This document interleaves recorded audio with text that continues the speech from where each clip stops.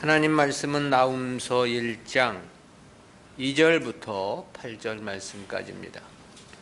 제가 봉독합니다. 여호와는 투기하시며 보복하시는 하나님이시니라. 여호와는 보복하시며 진노하시되 자기를 거스르는 자에게 보복하시며 자기를 대적하는 자에게 진노를 품으시며 여호와는 노하기를 더디하시며 권능이 크시며 죄인을 결코 사하지 아니하시느니라. 여호와의 길은 회리바람과 광풍에 있고 구름은 그 발에 티끌이로다. 그는 바다를 꾸짖어 그것을 말리우시며 모든 강을 말리우시나니 바산과 갈멜이 쇠하며 레바논의 꽃이 이우는도다. 그로 인하여 산들이 진동하며 작은 산들이 녹고 그의 앞에서는 땅곳 세계와 그 가운데 거하는 자들이 솟아오르는도다. 누가 능히 그 분노하신 앞에 서며 누가 능히 그 진노를 감당하랴. 그 진노를 불처럼 쏟으시니 그를 인하여 바위들이 깨어지는도다. 여호와는 선하시며 환난 날의 산성이시라. 그는 자기에게 의뢰하는 자들을 아시느니라. 그가 범람한 물로 그곳을 진멸하시고 자기 대적들을 흑암으로 쫓아내시리라. 아멘. 하나님의 공의와 위엄이라는 제목으로 말씀을 듣겠습니다. 앞선 1절은 본서의 머리말로서 본서의 저자 및 주제와 예언의 신적 기원에 대한 진술이었고요. 이어진 2절부터는 본론의 본격적인 시작입니다.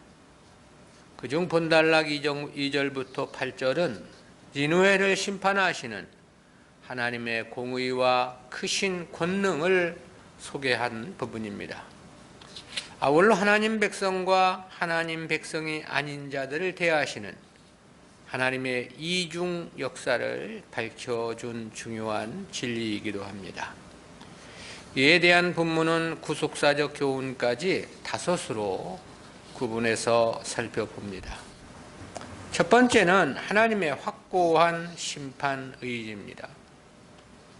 이에 대한 2절부터 3절까지는 내용을 셋으로 구분해서 살펴보겠는데요. 첫 번째는 2절 상반절에서 여호와는 투기하시며 보복하시는 하나님이시니라 그랬습니다. 본문 문장의 서두는 하나님에 해당하는 엘이라는 단어가 가장 먼저 등장합니다.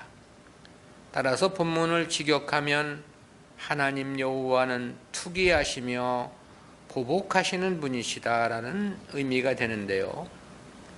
이렇게 엘이라는 단어를 맨 앞에 기록한 것은 2절부터 8절까지의 내용이 히브리어 알파벳 순서에 따라 전개되는 답관체 형식으로 되어 있기 때문입니다. 그러면서도 이 엘이라는 단어는 어원적으로 강한 자 또는 두려운 분이라는 의미를 가지고 있습니다. 그러기에 이는 심판을 행하시는 하나님의 권능을 강조함이라고 말할 수 있겠습니다. 그리고 나훔 선지자는 특별히 여기서 하나님의 2가지 인격을 소개했는데요. 그중 하나가 투기하시며 그랬죠. 투기로 번역된 히브리어 칸노라는 단어는 구약 성경 전체에서 단 2번밖에 사용되지 않은 희귀한 단어입니다. 이 단어의 어근은 붉게 물든다는 의미로서 경로에서 얼굴빛이 붉게 변하게 됨을 염두에 둔 표현입니다. 다른 하나는 보복하시는 그랬습니다. 여기서 이 보복으로 표현된 이 단어는 본절에서만 3번이나 반복이 되었는데요. 이에 해당하는 히브리어 노켐이라는 단어는 싫어하다, 안가품하다, 벌주다, 원수 갚다 등의 의미를 지닌 동사 낙함의 능동태 분사형입니다. 문자적으로는 하나님의 보복 역사가 현재 이루어지고 있는 듯한 뉘앙스를 담고 있습니다. 물론 하나님에 대한 심판은 미래에 이루어질 일이죠. 그러나 이를 현재 상태를 나타내는 분사형으로 사용을 한 겁니다. 그 이유는 하나님의 보복의 역사가 이미 준비되었고 그 심판이 결행될 것임을 강조하기 위함인 것입니다. 두 번째는 2절 하반절에서 여호와는 보복하시며 진노하시되 자기를 거스리는 자에게 보복하시며 자기를 대적하는 자에게 진노를 품으시며 그랬습니다. 상반절은 진노의 심판을 내리시는 하나님에 대한 묘사에 초점을 둔 표현이었습니다. 그런데 하반절인 본문은 그 심판의 대상에 초점을 둔 기록입니다. 심판의 대상은 두 가지로 표명이 됐는데요. 그중 하나가 자기를 거스리는 자입니다. 이에 해당하는 히브리어 레차라 이유는 한 나라가 다른 나라를 반역하거나 적대적으로 대한다는 의미로서 사용되는 단어입니다. 특별히 구약 성경에서 이 단어는 종종 선민 이스라엘의 대적들을 가리킬 때에도 사용이 되었습니다. 본문에서는 하나님의 뜻과 관계없이 이스라엘을 침략하여 괴롭히는 행위와 관련해서 사용되었습니다. 즉 하나님은 자기 백성들에 대한 적대적 행위에 대해서 하나님에 대한 적대 행위로 그렇게 간주를 하시는 것입니다. 그리고 다른 하나는 자기를 대적하는 자에게 그랬습니다. 이에 해당하는 히브리어 레오예바이우라는 단어는 원수를 나타내는 단어입니다. 이 역시 아수르가 하나님께 직접적으로 대항했다는 그와 같은 의미에서의 원수는 아닙니다. 선민 이스라엘의 원수가 곧 하나님의 원수란 개념에서 사용되고 있는 표현입니다. 그런 측면에서 보면 하나님은 오직 자기 백성들만의 하나님이신 것이 명백합니다. 누구나의 하나님, 모든 인류의 하나님은 결코 아니라는 사실이죠. 세 번째는 3절 상반절에서 여호와는 노하기를 더디하시며 권능이 크시며 죄인을 결코 사하지 아니하시느니라 그랬습니다. 이러한 표현에는 두 가지 의미가 함축되어 있습니다. 하나는 하나님은 원수라 하더라도 즉시 심판하시는 하나님은 아니라는 뜻입니다. 노하기를 더디하신다는 표현이 그것을 말해주죠. 다른 하나는 그러나 죄인들은 반드시 심판을 하시는 하나님이라는 뜻입니다. 그것은 죄인을 결코 사하시지 않으신다고 말씀했기 때문입니다. 그러므로 여기에는 그동안 아수르에 대해서 오래 참으심이 있었다는 뜻이 함유되어 있기도 하고요. 또한 이제는 그 심판의 날이 임박했다는 의미로 역시 함유되어 있습니다.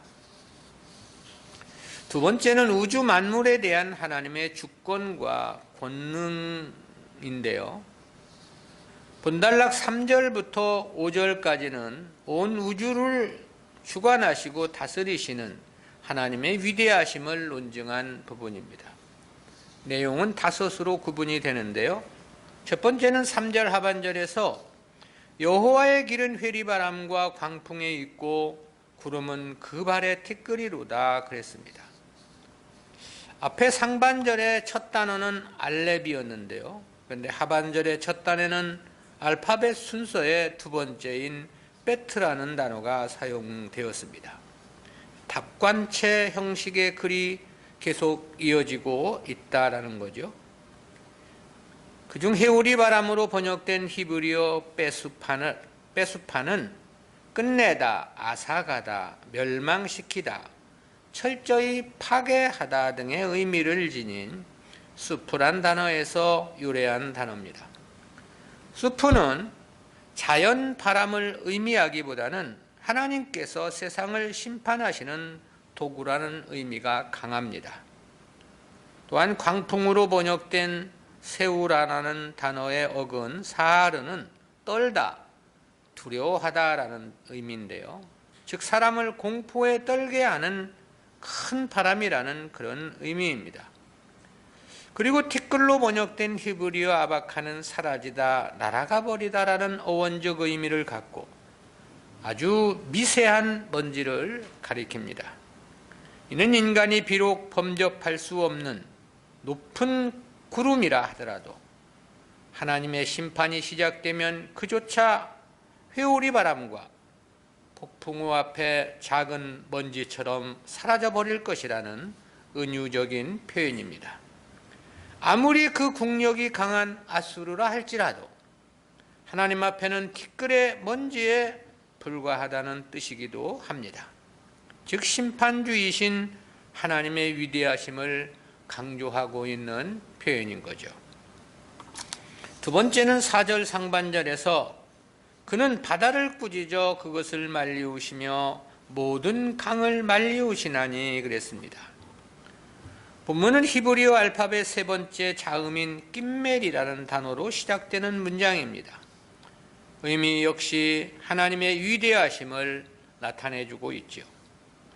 이 바다를 꾸짖어 말리신다는 것은 홍해 바다를 갈라서 마른 땅이 되게 하셨던 사건을 염두에 둔 표현이고요.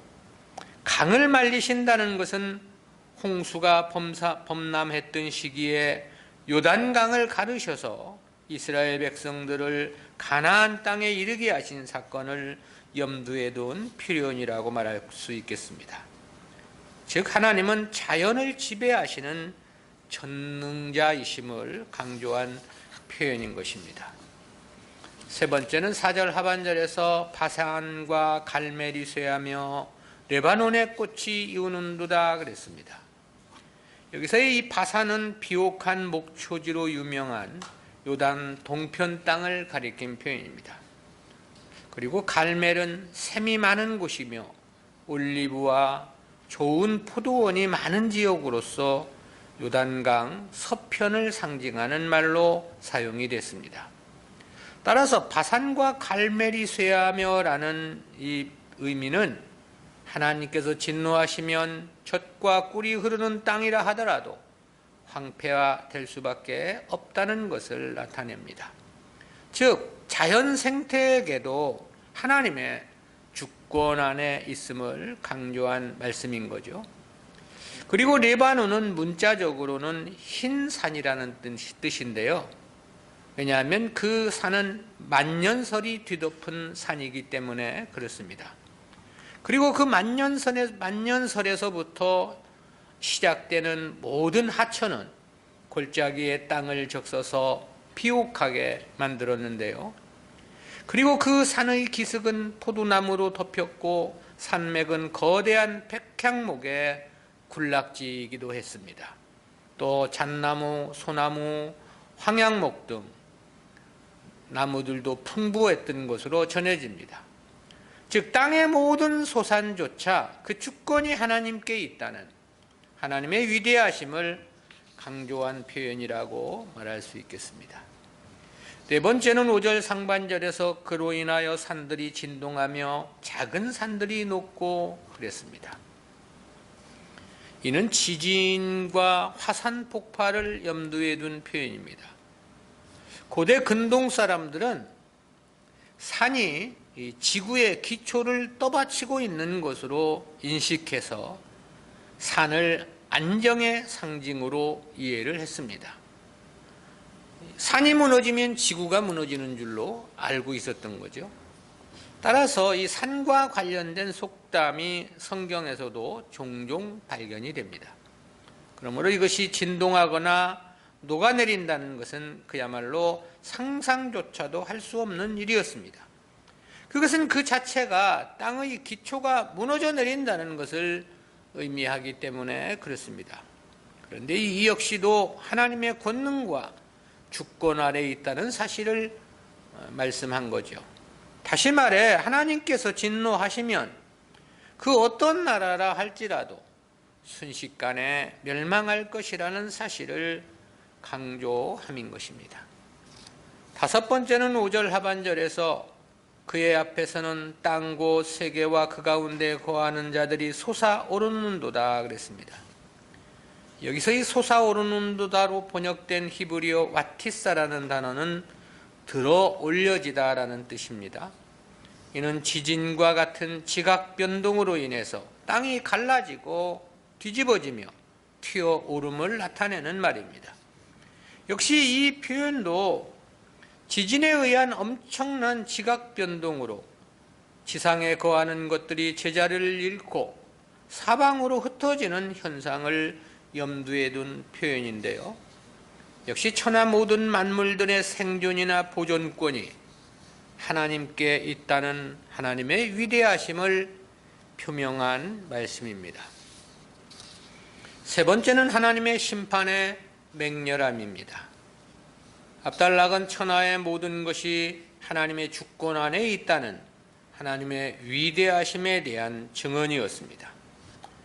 근데 이어진 6절 본문은 하나님 심판이기에 그러한 하나님의 심판이기 때문에 그 심판의 혹독함과 맹렬함이 과연 어떠할까를 보도해주고 있는 내용입니다.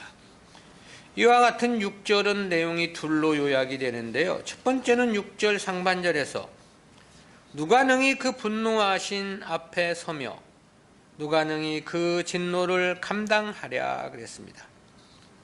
이는 어느 누구도 하나님의 분노와 심판을 감당할 수 없다는 그런 의미의 표현이죠. 여기서 분노로 번역된 히브리어 잠이라는 단어는 구약 성경에서 총 22회 사용이 됐습니다. 그런데 언제나 강렬한 분노를 나타내는 뜻으로 사용이 됐는데요. 그리고 진노로 번역된 히브리어 하론 아포는 직역하면 그의 코의 열기란 뜻입니다. 즉 분노란 단어가 이 분노의 심리적 측면을 강조한 것이라면 진노는 분노한 사람의 외면을 과장법으로 묘사한 표현입니다. 하나님의 진노 앞에는 그 누구도 설 수 없고 감당할 수 없을 것이라는 사실을 강조하기 위함인 표현입니다.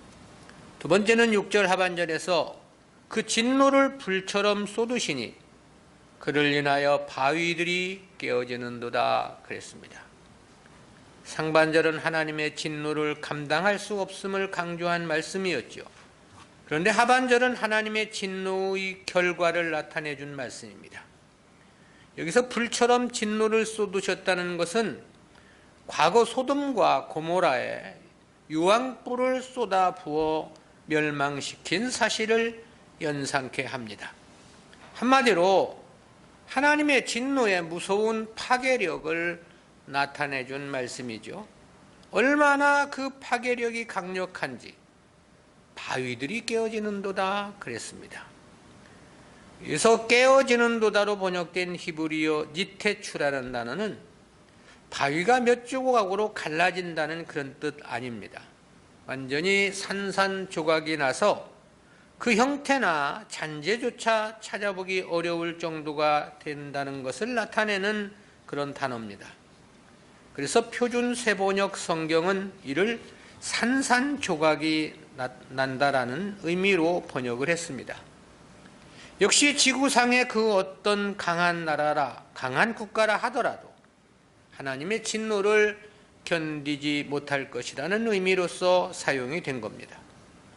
하늘의 구름도 하나님의 발 아래 티끌과 같고 땅의 기초도 흔들리며 지각 변동이 일어나는데 어찌 하나님의 진노를 감당할 자 있겠느냐라는 것이죠. 실로 어느 누구라 할지라도 인간은 하나님의 두려우심을 느끼며 살아야 한다는 생각을 갖습니다. 하나님께서 마음만 먹으신다면 우리 인간들은 그야말로 회오리 바람과 폭풍 앞에 날리는 작은 미세먼지와도 같은 미미하고 보잘것없는 존재에 불과하기 때문에 그렇습니다. 실로 우리가 보다 더 하나님을 두려워하고 하나님 앞에 바른 삶을 살기 위해 최선을 다해야 됩니다. 그렇지 않고 하나님의 징계가 시작되면 그야말로 그것은 걷잡을 수 없는 일이기 때문에 그렇습니다. 네 번째는 택한 백성과 이방인들의 확연한 구분입니다. 이에 대한 7절, 8절은 내용을 셋으로 구분해서 살펴보겠습니다. 첫 번째는 7절 상반절에서 여호와는 선하시며 환난 날에 산성이시라 그랬습니다. 본문은 히브리어 9번째의 자음 테드로 시작하는 시행문입니다. 앞선 2절부터 계속해서 이와 같은 시행문으로 전개된 겁니다. 근데 그동안은 내용이 하나님의 심판과 관련한 것이었죠. 그런데 본절은 특별히 하나님에 대해 선하신 피난처, 곧 구원하시는 하나님으로 언급하고 있는 거죠. 여기서 산성으로 번역된 히브리어 레마오즈는 피난하다라는 뜻을 가진 동사 오즈란 단어에서 유래한 것인데요. 문자적으로는 피난처, 안전한 장소 또는 보호소라는 의미를 나타냅니다.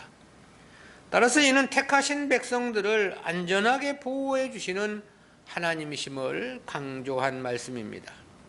이방국인 아수르는 맹렬하게 심판하시어 그 존재 자체를 멸절시킬 것을 말씀했죠.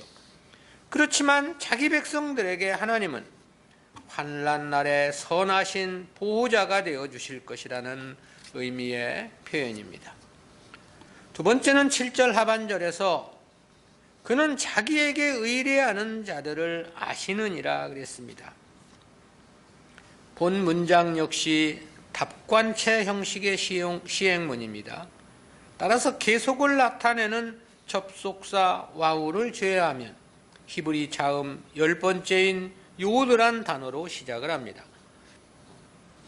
앞선 상반절에서는 하나님께서 선하신 피난처, 즉 안전한 보호자가 되어주실 것이라는 말씀이었습니다. 그런데 본문은 누구를 보호해 주실 것인가에 대한 말씀인 거죠. 이에 대해서 자기에게 의뢰하는 자들이라고 말씀을 했습니다.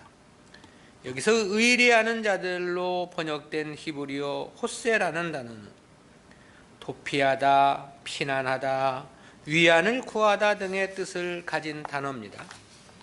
그렇지만 이는 단지 장소를 이동해서 피신한다는 물리적 개념에서 사용된 말은 아니고요. 그 중심이 하나님을 의지하고 의존한다는 뜻을 나타냅니다. 때문에 영역본 NKJV나 NIV나 NJV는 그를 신뢰하는 자들이라고 이렇게 번역을 했고요. 그래서 한글 개역 성경도 의뢰하는 자들이라고 번역을 한 것입니다.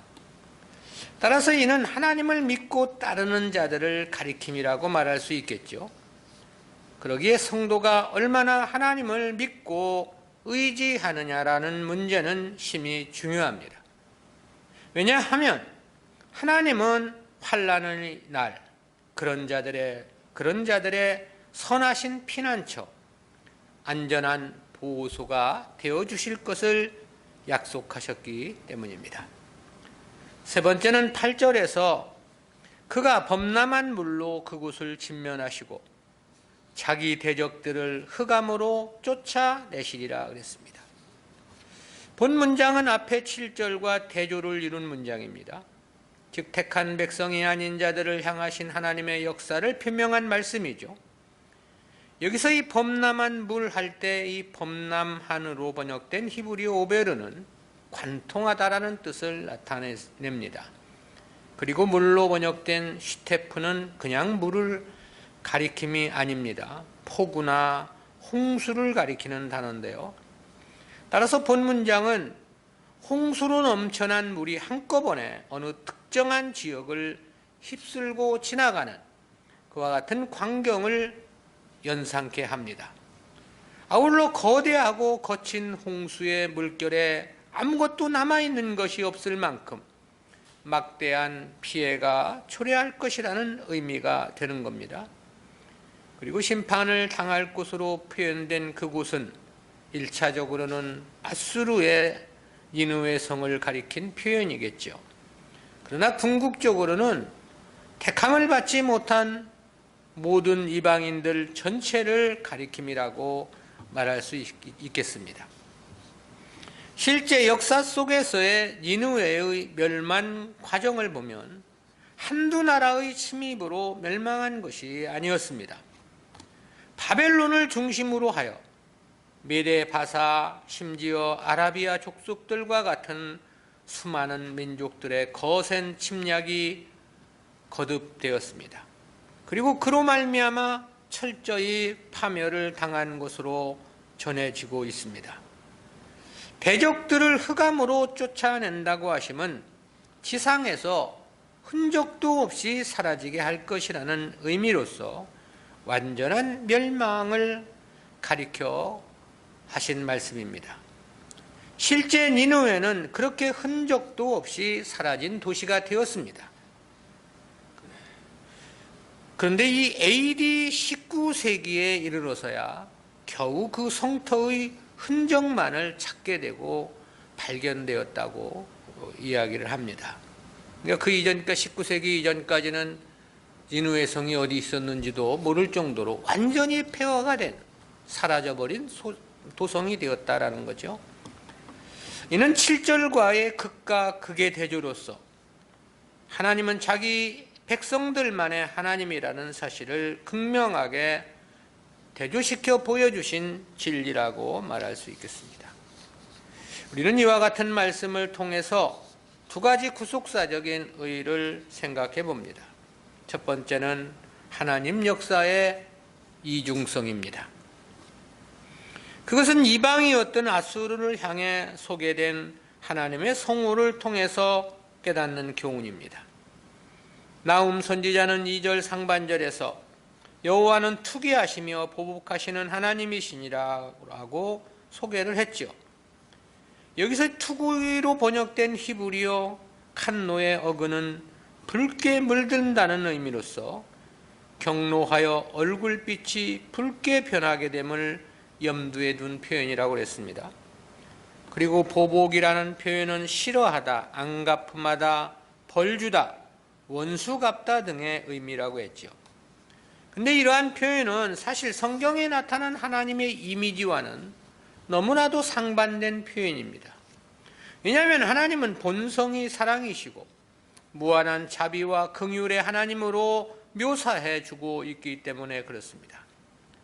요한 사도는 하나님의 사랑에 대해서 그렇게 표명한 바 있죠. 요한일서 4장 10절입니다. 사랑은 여기 있으니 우리가 하나님을 사랑한 것이 아니요 오직 하나님이 우리를 사랑하사 우리 죄를 위하여 화목제로 그 아들을 보내셨음이니라. 또 그렇게 말씀하기도 했습니다. 요한복음 3장 16절이죠. 하나님이 세상을 이처럼 사랑하사 독생자를 주셨으니 이는 저를 믿는 자마다 멸망치 않고 영생을 얻게 하려 하심이니라. 바울도 그렇게 표명한 바 있습니다. 에베소서 2장 4절 5절입니다. 긍휼에 풍성하신 하나님이 우리를 사랑하신 그 큰 사랑을 인하여 허물로 죽은 우리를 그리스도와 함께 살리셨고 너희가 은혜로 구원을 얻은 것이라 그랬습니다. 이와 같은 말씀들에서 보면 본문에서의 하나님은 완전히 극과 극으로 대조되는 인격의 하나님임이 분명해 보입니다. 왜냐하면 본문에서의 하나님은 투기의 하나님, 보복의 하나님으로 언급되었기 때문입니다. 그러나 사실 이는 하나님의 성품의 이중성을 의미한 표현은 아닙니다. 그 대상과 관련한 이중적 역사를 표명함이라고 정의할 수 있겠지요. 즉 본문의 표현은 하나님 백성들을 놓고 하신 말씀이 아니다라는 것입니다. 이방의 니느웨, 즉 불택자들을 대상으로 하신 말씀입니다. 이들에 대해서 주님은 마태복음 13장 38절과 39절에서 마귀에 의해 뿌려진 가라지, 즉 악한 자의 아들들이라고 말씀을 했습니다. 요한복음 8장 44절에서는 마귀의 자식으로 표명하기도 하셨고요. 바울은 갈라디아서 4장 23절과 29절에서 육체를 따라 난 자라고 표현하기도 했고요. 요한 사도는 요한일서 3장 10절에서 역시 마귀의 자녀들이라고 표명한 바 있습니다. 계시록 13장 8절에서는 어린 양의 생명책에 농명되지 못하고 창세 이후 이 땅에 사는 자들이라고 표현되기도 했습니다. 즉 본문에서 투기하시며 보복, 복수하시는 하나님에 대한 표명은 하나님 백성들과의 관계에서 하신 말씀이 아닙니다. 하나님과 관계없는 이방인들과의 관계에서 하신 말씀인 거죠. 하나님께서 이방인들에 대해서 이렇게 대응하실 수밖에 없는 것은 저들은 본질적으로 악으로부터 말미암은 자들이기 때문에 그렇습니다. 따라서 하나님의 역사는 완전히 이중적으로 나타날 수밖에 없는 거지요. 그 대상이 완전히 상반된 존재들이기 때문에 그렇습니다. 그렇다는 것은 출애굽 당시 이스라엘과 애굽을 대하시는 하나님의 역사에서 보다 극명하게 드러내주고 있죠. 그리고 이와 같은 역사는 지금도 마찬가지입니다. 우리 눈에 보이지 않지만 실제 하나님은 오직 하나님 백성들을 위해서 역사하시는 것입니다. 성도가 하나님을 감사하며 살아야 하는 이유입니다. 하나님은 언제나 자기 백성들의 편이시기 때문에 그렇습니다. 그러나 하나님이 자기 백성들의 편이라는 것은 세상을 목적에 두고 하는 말씀은 아니죠. 그렇다면 세상을 다 자기 백성들에게 주시겠죠. 근데 하나님께서 하나님 백성들의 편이 되어 주시는 그 목적은 하나님의 나라, 영생을 주시기를 원하시는데 목표하고 있는 것입니다. 그러기에 하나님 백성들이 세상만을 의지하여 살아갈 때는 세상을 다 빼앗아 가기도 하시고 또한 육체적으로도 어려운 시련을 주시기도 하죠. 하나님만을 의지하며 살으라는 하나님의 사랑의 섭리입니다. 두 번째는 택한 백성들을 향한 절대적인 하나님의 축복입니다. 이는 7절 말씀에서 깨닫게 되는 진리입니다. 나홈은 7절 상반절에서 여호와는 선하시며 환난 날의 산성이시라 그랬죠. 여기서 이 선하심으로 번역된 히브리어 토부는 좋은 것, 유익한 것, 풍부한 것 등을 나타내는 형용사입니다. 바울이 로마서 8장 28절에서 하나님을 사랑하는 자, 곧 그 뜻대로 부르심을 입은 자들에게는 모든 것이 합력하여 선을 이루느니라 라고 했을 때 여기서 선을 이룬다는 말씀과 동일한 뜻입니다. 즉 오직 유익하게만 해주시고 오직 복이 되게만 해주신다는 그러한 말씀입니다. 그렇다면 누구에게 하나님은 그렇게 그의 편이 되어주시고 그의 축복이 되어주신다는 것인가? 7절 하반절에서 그는 자기에게 의뢰하는 자들을 아시느니라 그랬습니다. 여기서 의뢰한다는 것은 하나님을 믿고 따르는 자들을 가리킴이라고 말씀했죠. 즉 택한 백성들을 가리킴이 명백합니다. 그것은 하나님을 의뢰하는 믿음은 사람에게서 나는 것이 아니기 때문이고요. 오직 하나님께서 주시는 선물이라고 성경이 말씀했기 때문입니다. 이와 관련해서 바울은 그렇게 논증한 바 있죠. 에베소서 2장 8절 9절입니다. 너희가 그 은혜를 인하여 믿음으로 말미암아 구원을 얻었나니 이것이 너희에게서 난 것이 아니요 하나님의 선물이라. 행위에서 난 것이 아니니 이는 누구든지 자랑치 못하게 함이니라. 하나님을 신뢰하고 따르게 되는 믿음은 사람의 의지의 소산이 아니라는 거죠. 절대적인 하나님의 선물이라고 말씀합니다. 믿음의 원리가 이루어가기에 바울은 구원에 대해서 그렇게 논증한 바 있습니다. 로마서 3장 23절 24절입니다. 모든 사람이 죄를 범하였음에 하나님의 영광에 이르지 못하더니 그리스도 예수 안에 있는 구속으로 말미암아 하나님의 은혜로 값없이 의롭다 하심을 얻은 자 되었느니라. 여기서는 성도가 의롭게 됨과 관련해서 값없이 된 것이라고 말씀을 합니다. 어떻게 해서 값없이 의롭게 될 수 있는가? 그것이 바로 주님께서 이루어 주신 대속의 효력이죠. 그리고 그 대속의 효력을 입었다는 증거로서 하나님은 믿음을 자기 백성들에게 선물로 주시는 것입니다. 그렇다면 하나님은 어떤 자, 누구에게 믿음을 선물로 주시는가? 이에 대해서 바울이 에베소서 1장 4절에서 그렇게 말한 거예요. 곧 창세 전에 그리스도 안에서 우리를 택하사 우리로 사랑 안에서 그 앞에 거룩하고 흠이 없게 하시려고 말씀을 했습니다. 창세 전에 그리스도 안에서 택하신 자들이라는 말씀이죠. 그러니까 믿음은 창세전 택한 백성들에게만 주시는 은혜의 선물입니다. 그러니까 여기서 자기에게 의뢰하는 자들이란 창세전 선택하신 자기 백성을 가리킴이 분명한 거죠.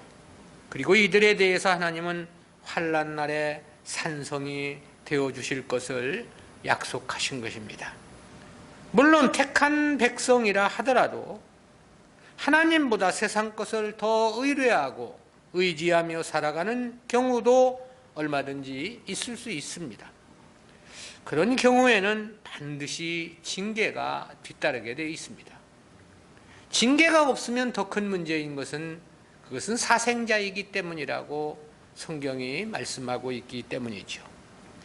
때문에 택한 백성이라 할지라도 하나님을 의뢰하며 하나님을 의지하며 살아가기 위한 각별한 자기 노력이 요구되는 것입니다.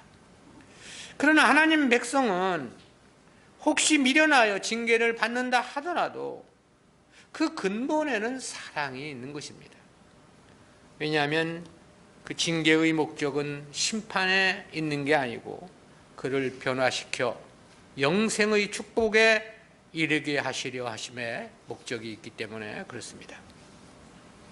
그런데 2절 하반절에서 여호와는 보복하시며 진노하시되 자기를 거스르는 자에게 보복하시며 자기를 대적하는 자에게 진노를 품으시며 그랬습니다. 이는 자기 백성들을 대적하는 자들을 하나님에 대한 적대 행위로 간주하신다는 뜻이라고 말했죠.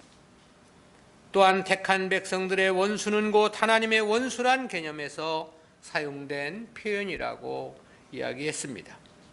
그러기에 이들에 대해서는 8절에서 그가 범람한 물로 그곳을 진멸하시고 자기 대적들을 흑암으로 쫓아내시리라 그랬습니다. 거대한 쓰나미와 같은 거친 물결이 지나가므로 남아있는 것이 아무것도 없을 만큼 완전한 파멸을 선포한 말씀입니다. 흑암으로 쫓아내신다는 것은 흔적도 없이 멸하실 것이라는 의미의 표현이기 때문에 그렇습니다. 그러므로 하나님은 누구나의 하나님, 인류 모두의 하나님은 결코 아닌 것입니다. 하나님은 오직 자기 백성들만의 하나님이신 것이 명백하죠. 따라서 성도들을 향하신 하나님의 사랑에 대해서 바울은 그렇게 논증한 바 있습니다. 로마서 8장 3절, 35절입니다. 누가 우리를 그리스도의 사랑에서 끊으리요? 환난이나 곤고나 핍박이나 기근이나 적신이나 위험이나 칼이랴. 그 어떤 것도 주님께서 우리를 사랑하시는 그 사랑을 끊을 수 없다, 그런 뜻이죠. 그래서 이어서 이렇게 하나님의 사랑을 확신 있게 표명하는 것을 볼 수 있습니다. 로마서 8장 38절 39절 말씀입니다. 내가 확신하노니 사망이나 생명이나 천사들이나 권세자들이나 현재일이나 장래일이나 능력이나 높음이나 깊음이나 다른 아무 피조물이라도 우리를 우리 주 그리스도 예수 안에 있는 하나님의 사랑에서 끊을 수 없으리라. 그야말로 그 어떤 것으로도 끊어질 수 없는 사랑이라고 말씀합니다. 때문에 하나님은 오직 택한 백성들만의 하나님이신 것이 명백하죠. 아울러 저들을 향하신 하나님의 사랑은 가히 절대적이다, 그렇게 표현할 수 있겠습니다. 왜냐하면 자기 백성들을 향하신 하나님 사랑은 그 어떤 것으로도 끊을 수 없대. 저들에게만은 모든 것이 은혜이고 축복된 역사로만 섭리해 주시는 까닭입니다. 따라서 택한 백성들은 결코 안 되는 일은 없는 거예요. 우리 눈에서 볼 때 안 되는 일이지 영생을 놓고 보면 다 복된 일이에요. 아파서 수술을 한 것도 영생을 놓고 보면 다 복된 일이다. 그러니까 안 돼도 되는 것이고 망해도 성공하는 길인 것입니다. 제가 옛날에 사업을 하다가 쫄딱 망해가지고 어쨌든 교회로 찾아오는 빚쟁이들이 예배 끝나고 교회 밖으로 나오면 10명, 20명이 대기하고 있을 정도로 한참 복잡한 인생을 살기도 했습니다. 그때는 저는 그렇게 생각했습니다. 아니, 난 하나님 앞에 뭔가 주님 일을 위해 살아가려고 노력하는데 왜 망하는가? 근데 지금 와서 생각해보면 정말 망하기를 1000번 만번 잘했다라는 생각 같습니다. 왜냐하면 안 망했으면 어떡하겠느냐 이거죠. 지금도 그 짓 하고만 있을 거 아니냐 이 말이죠. 하나님은 택한 백성들에게만은 모든 역사가 합력하여 유익한 결과로만 이루어 주신다는 사실이죠. 성도가 무슨 일을 만나든 하나님을 감사함으로 살아야만 하는 이유입니다. 오직 하나님만을 의지하고 살아야 하는 거죠. 오직 주님 뜻만을 따르고 주님을 위한 삶이어야만 하는 것입니다. 성도들은 세상을 1000개, 10,000개를 주고서도 바꿀 수 없는 상상을 초월한 위대한 축복을 이미 받은 자들이기 때문에 그렇습니다.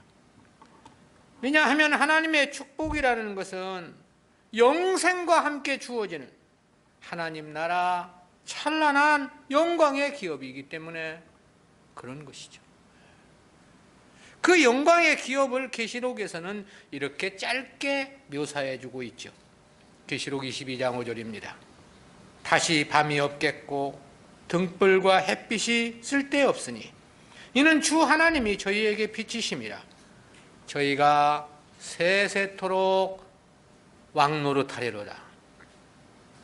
여기서 다시 밤이 없다는 말은 이제 다시는 괴로운 일이나 슬픈 일이나 낭패되는 일이 없다는 거죠. 세세토록 왕노릇할 것이라고 했으니까 그 이상의 찬란한 영광 또한 없는 것입니다. 우리가 하나님을 더욱더 감사하고 기쁜 마음으로 섬겨야 하는 이유입니다. 기도합니다. 사랑의 하나님, 은혜를 감사합니다. 오늘도 주님께서 주신 귀한 말씀을 통해서 하나님 백성들을 향하신 하나님의 섭리와 절대적인 사랑의 은총을 깨닫게 해주심 진실로 감사합니다. 오직 하나님은 하나님 백성들의 편이시고 결코 그 어떤 것으로도 끊을 수 없는 하나님의 절대적인 사랑을 입고 살아가는 저희들임을 다시 한번 말씀을 통해서 확인케 해주심 진실로 감사하옵고 그러기에 더욱더 주님이 기뻐하시는 삶으로 주님 뜻 따르며 살아가길 원하는 우리들 되어질 수 있도록 도우시고 인도해 주시옵소서. 감사드리옵고 예수님의 이름으로 기도드리옵나이다. 아멘.